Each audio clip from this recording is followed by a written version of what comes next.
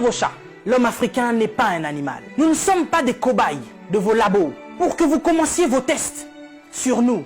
Ça fait des siècles que vous nous testez. Ça fait des siècles que vous nous faites souffrir. Depuis que vous avez découvert que le continent africain était le jardin d'Éden, vous ne voulez pas nous lâcher. Nous souffrons, mais nous sommes en train d'enrichir plusieurs. Nous mourrons de faim alors que nous nourrissons plusieurs. Quelque chose m'a fait rire il y a quelque temps. 23 Italiens retrouvés clandestinement sur un port nigérian. Ah, depuis quand l'Italien rentre clandestinement au Nigeria? Parce que vous voulez aller vous réfugier en Afrique maintenant? Il n'y a pas très longtemps, sur vos côtes, vous chassiez les migrants de vos côtes. Votre Premier ministre a dit qu'il ne voulait plus. Il en avait marre de cette invasion africaine sur ses sols. Nous avons vu un migrant noir mourir dans les eaux de Venise sans que personne ne lui porte secours. Parce qu'il était noir, parce qu'il était africain. Nous avons tort parce que nous sommes africains ou parce que nous sommes riches de nos sols? Parce que nous avons de quoi manger et de quoi nourrir toute cette planète. C'est pourquoi l'Africain souffre. Mais Africain, laisse-moi te dire que tu es fort. Laisse-moi te dire que tu es vaillant.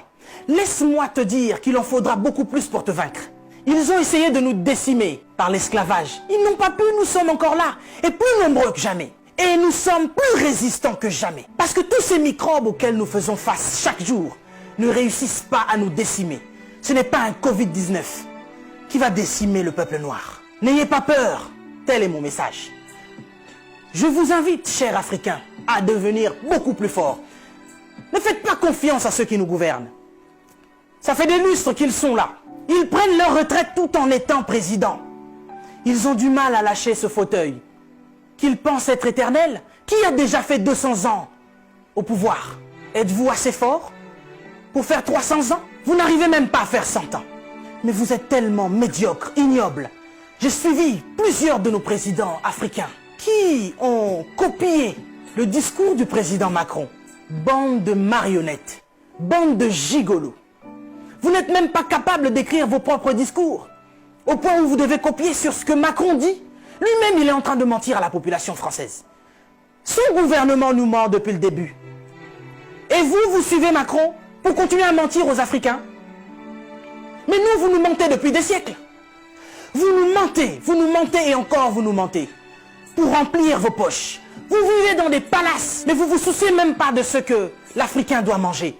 Oui, nous sommes en deuil. Et depuis des siècles, nous sommes en deuil. Parce que nous ne pouvons pas manger à notre faim. Parce que nous ne pouvons pas avoir de l'eau potable. Parce que nous ne pouvons pas avoir de l'électricité. Regardez à l'est de la RDC. Il y a un génocide qui perdure. Des gens meurent. Qui en parle? C'est sous silence.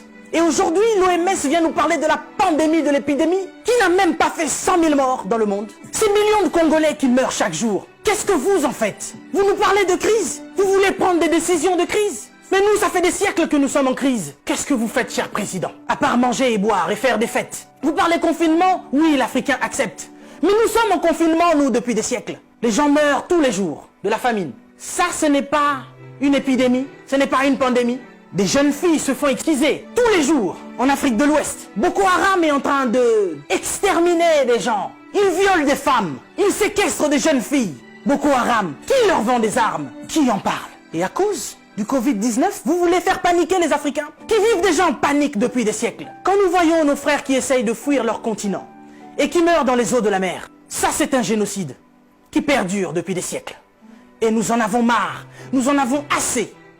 Nous voulons qu'il y ait un changement. Mais qu'est-ce qui vous manque à vous aujourd'hui? La Chine a pu construire un hôpital en 10 jours. Vous savez, ça fait depuis 72 ans, si je ne me trompe pas, que l'État d'Israël existe. Il y a quelque temps, Dubaï était un désert. Mais regardez aujourd'hui ce qu'ils ont fait.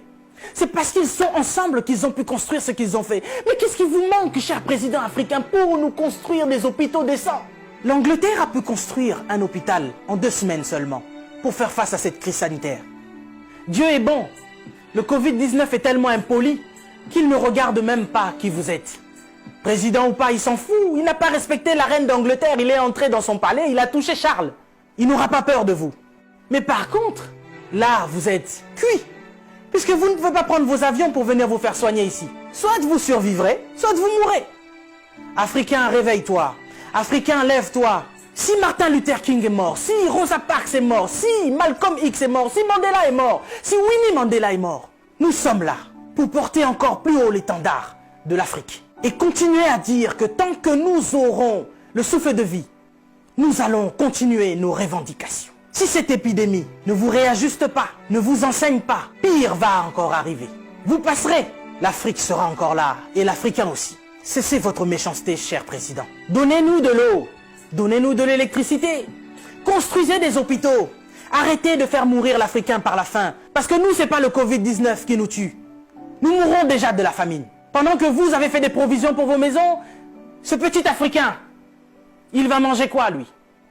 Cette épidémie passera. Nous sortirons de là, certainement. Mais vous n'allez pas vous en sortir ainsi, devant le tribunal de Dieu. Mais avant le tribunal de Dieu, ici sur cette terre, vous serez jugés. Africain, sois fort. Que personne ne te fasse peur.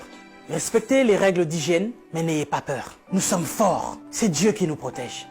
Et que Dieu vous protège, chers Africains. Que Dieu vous garde là où vous êtes. Le combat n'est pas encore fini. Ça ne fait que commencer. Que Dieu nous fasse justice.